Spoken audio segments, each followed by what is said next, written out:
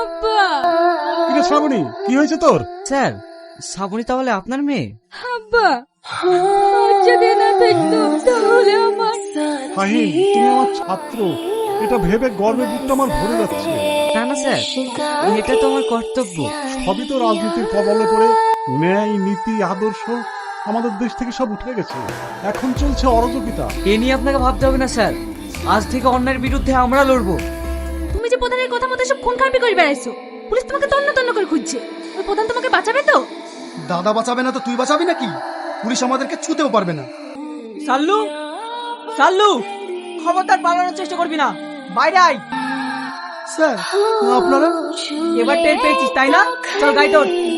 Sir, আমাদেরকে ধরছেন কেন? আমরা কি অপরাধ করেছি? থানায় চ, পিঠে যখন পড়বে না কি অপরাধ করেছি সব বেরিয়ে পড়বে।